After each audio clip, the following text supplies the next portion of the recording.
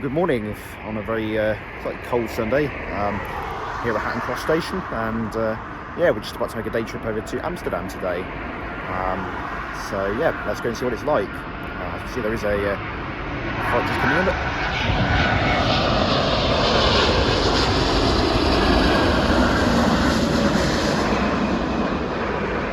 Pretty cool, eh? So yeah, we're going to make our way over to Terminal 5 and let's go and see what travel is like.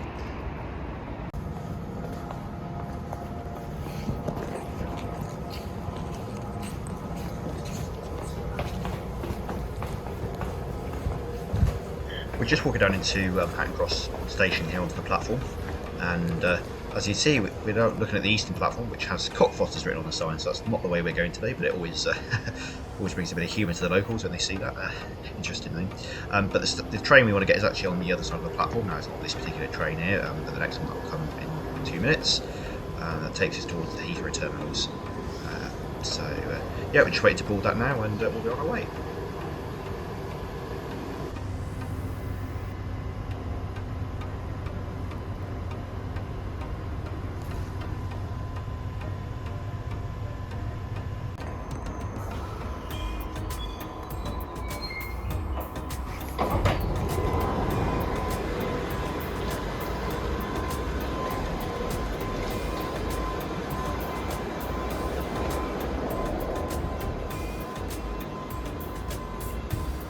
And we're off the train and on our way up to the terminal now. As you can see, we're going up the escalator. It's literally the tube station terminal-wise, literally just underneath the terminal, so it's just a case of heading up the escalators and following the signs to departures, where we can then go and check in. Fairly quiet this time of morning, of course, but won't be the case when we're inside the terminal. As you'll see, I've actually come into the arrivals area first. That was because I wanted a coffee. I seem to live on coffee pretty much during this trip, so there is a Costa in the arrivals area. I had to fuel up first.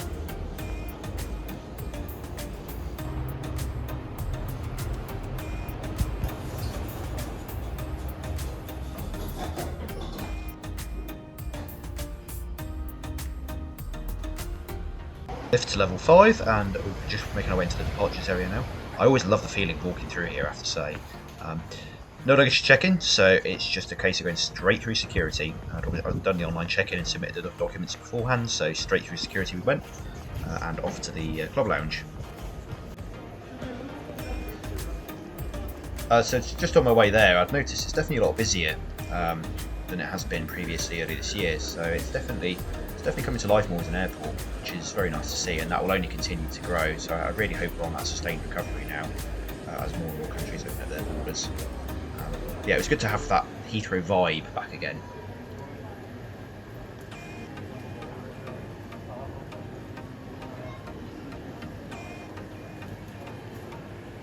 So I always love getting a little shot in front of the A380 there, so I'm just about to go into the Gallery's South Lounge to have a little bit of breakfast. So the interesting thing about this flight is actually to Amsterdam, we're actually going on a 787, which means so it's one of the longer haul jets, so we get the lie flat seat and everything.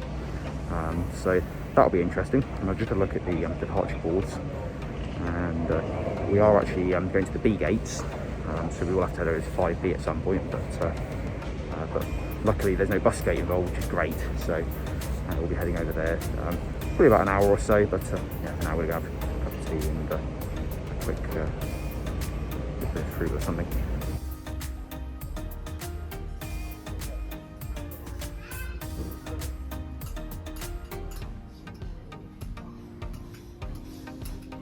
The Gallery's Club Lounge, what's it currently like? Well, it has changed over the last few months from when I last flew. So now, you can just see I'm sat on the South Lounge, just looking at the apron. But the way it works is some elements are self-serve, so you can see here the cold drinks. I'm just standing up to grab myself an apple juice, are actually self-serve, so you go and grab those yourself. I just walk up and grab them.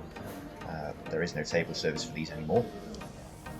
If you're after a cup of tea or coffee, you walk up to the one of the attendants who are based at the machines, and they can prepare that for you.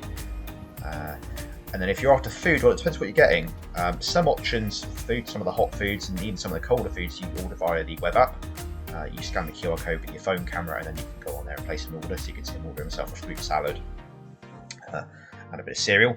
But I did see people walking around with continental options like croissants and things as well, and I think they were just going and grabbing those themselves. So I guess it depends on what you're after. As you can see here, if I tap for the drink, it just tells me to go to a self-serve area to go and grab apple juice, water, whatever. And here you go, I've got a nice bacon roll here, fruit salad, apple juice, and a cup of tea, of course.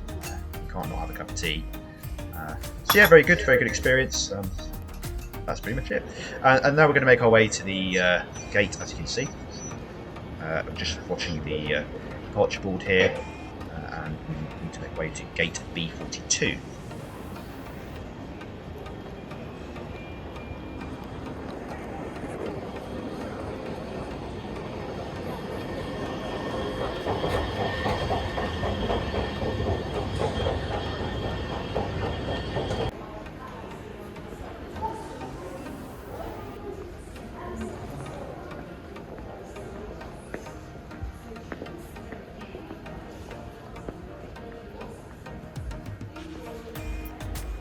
And here we are in Terminal 5B.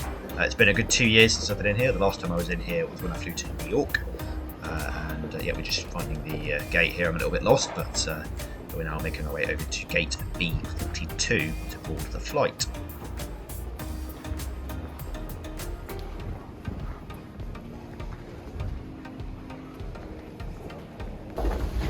And we're boarding the aircraft, as you can see. So we're flying on the 787. Delivered to British Airways in September 2017.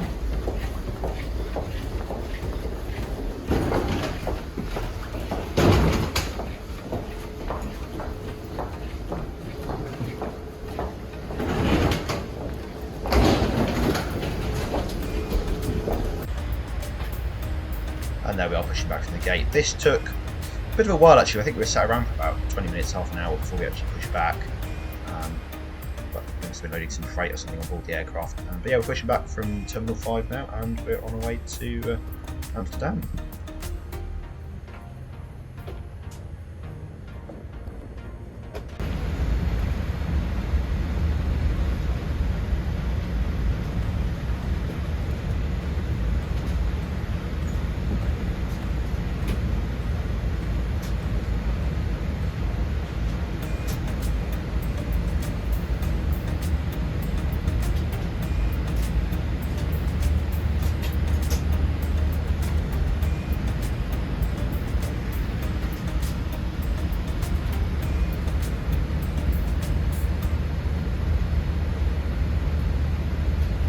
And here we are, just arriving at runway 27 left, ready for departure. I've actually taken the music away here because I really wanted to hear the sound of those Rolls-Royce Trent 1000 engines. The sound of those, I have to say, is absolutely amazing. And you actually notice there's actually a bit of a queue behind us there to take off, so you can see it's right at the edge of the airfield there. You can see there's probably about half a dozen aircraft there just taxiing behind each other on their way to various destinations, so it's good to see. But yeah, here we are, just turning onto the runway now, so I'll let you enjoy the sound of those Rolls-Royce engines.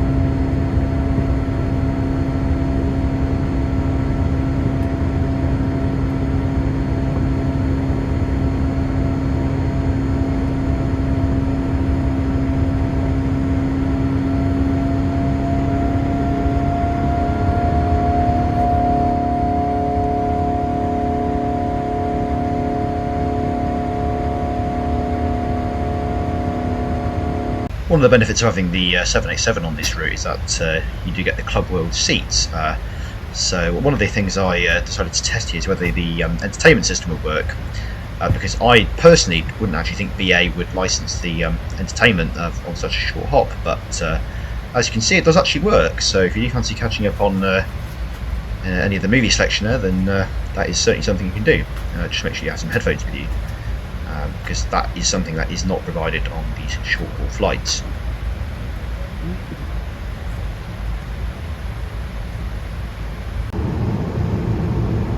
So we have a hot croissant, we have some more fruit, yogurt there, and a cup of tea.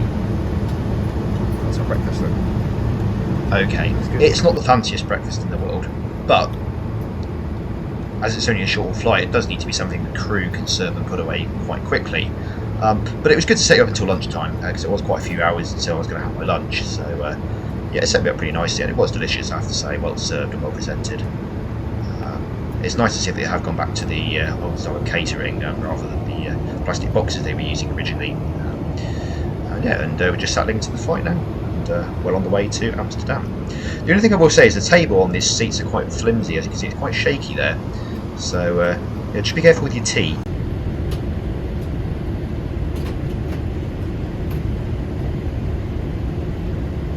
As you'll probably notice, it's quite rainy out there, and yeah, that's pretty much how Amsterdam was for most of the day.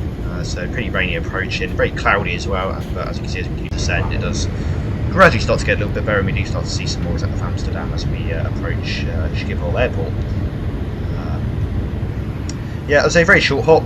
It's only about a 45-minute flight, so you know, you're not really going to settle in too long. I mean, I did actually stretch my legs out in the seat and everything to get a bit of an experience and close my eyes, but you know, it's such a short flight. Before long, the cabin crew will be wanting to prepare to land, and you'll be sat back upright again, and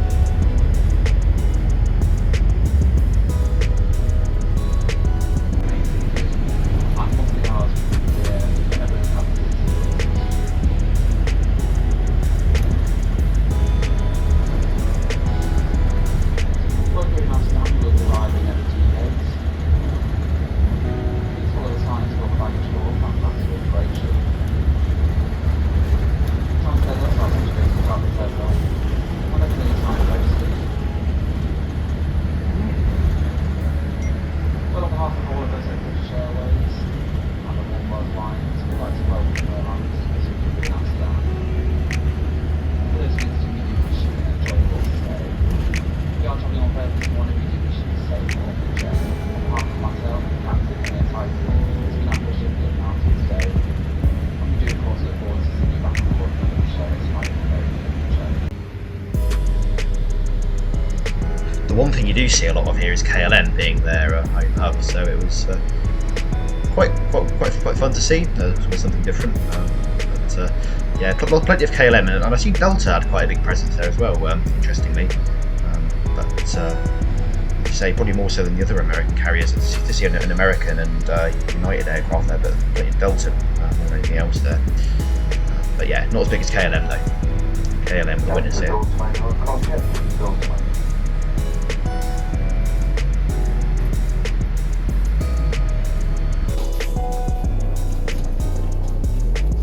We're disembarking. The arrivals process was reasonably smooth, I guess.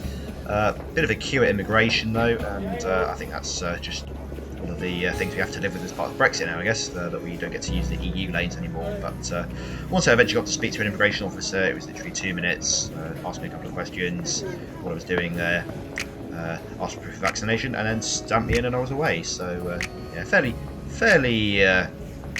simple and straightforward, but just a bit of a queue. But that's because I think we'd come in and then a flight from the States had just arrived as well, hence why the queue was a bit longer than normal.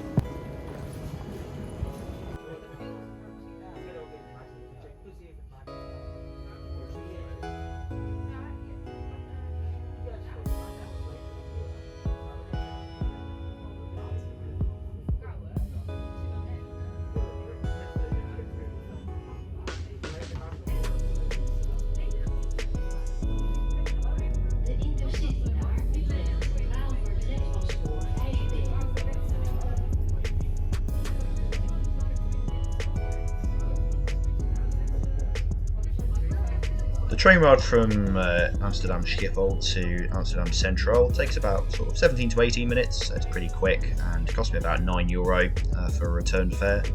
So it's a bit not too expensive. I have seen worse ones, but maybe a little bit more than I pay in London, but I do get a discount there. And yeah, fairly pain-free. And as you can see, we're just making our way into Amsterdam now.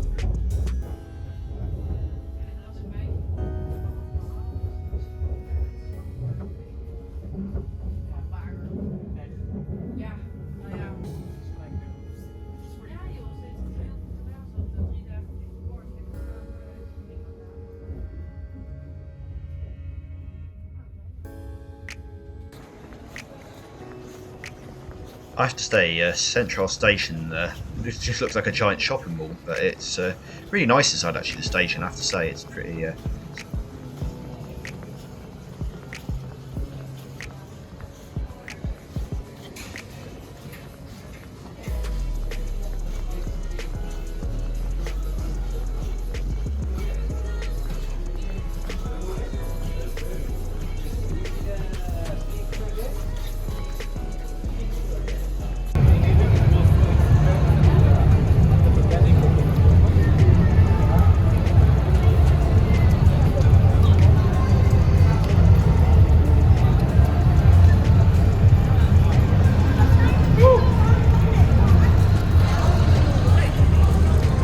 some form of demonstration or protest or something going on there. I did see some, they did actually walk past some police vans earlier, which is quite interesting. I think somebody there with like a megaphone playing some musical tune.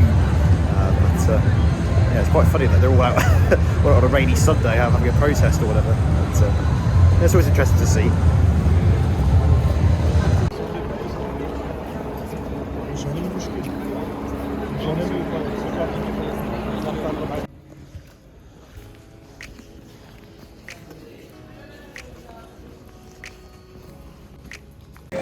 So, just been in the Amsterdam Museum there, and it was really interesting actually hearing about the history there. Yeah, it really gives you a good insight as to how the city was, built, basically, and how it came to how it is today. It's pretty rainy here, so I was hoping to spend a bit more time outside, but in the end it was a very rainy day, so I ended up just spending the time in the museum, had lunch there, and yeah, it was a good visit. I mean, obviously it was only a few hours because obviously I've got to fly back home tonight. So I'll be making my way back to the Central Station now, and then gradually working my way back up to the airport.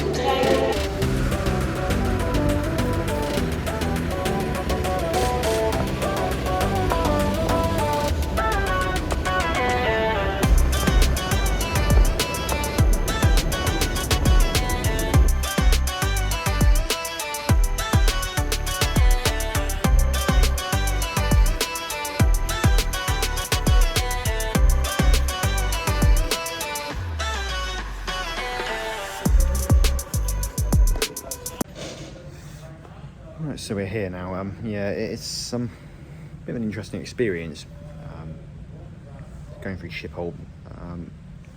Yeah, so got sort of left Central quite early on, and yeah, now we're sort of here at the gate area. It's obviously pretty quiet at the minute, but I thought, well, I'll just kind of sit around here just because it's fairly quiet anyway, and I can try and charge my phone. I've actually just kind of bought myself a solar power bank from the duty-free store, so that's been a bit of an issue. I didn't really plan ahead for, so hopefully we've got enough in this new device to give my phone a bit of power.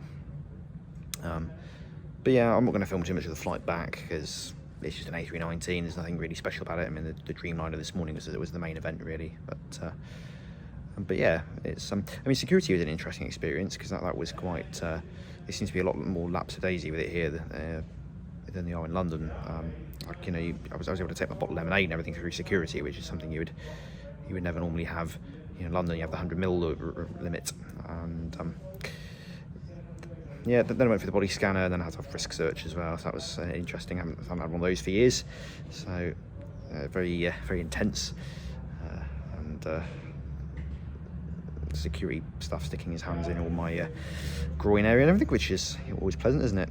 But yeah, I guess that's a little novelty that I haven't had in a few years, so it's the time to come. But yeah, here we are, we're on the way back home shortly, and that's it. And I'll film once there and film my outro. And there we are back in London. Just making my way down to the tube and go grab my car, and that's the trip over with, really. Didn't really film the arrivals process because nothing really interesting to film there, really. So yeah, but I'll go back into the car and we'll summarise of what my experience is.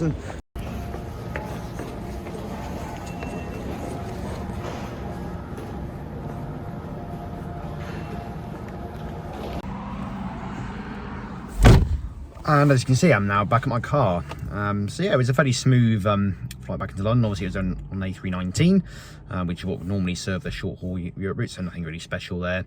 I was quite intrigued about the immigration process because I've heard some bad things about Sunday evenings, particularly on some sort of news articles, that people tend to be waiting for quite a while at some of those immigration queues. But actually, what I've found out myself is actually, I got through in 5 minutes via the e-gates. So I think, I guess there are times when there are problems, but actually, we've tended to be okay. I was okay and got through in 5 minutes, and then I just had to go and have a cup of coffee afterwards because I'm running on empty, to be honest. After it's been a bit of a long day, I was up at 4 a.m. and now it's 8:30. So yeah, I'm going straight home and straight to bed in a minute probably, because it's quite a long day. But so it's about an hour's drive home from Heathrow for me.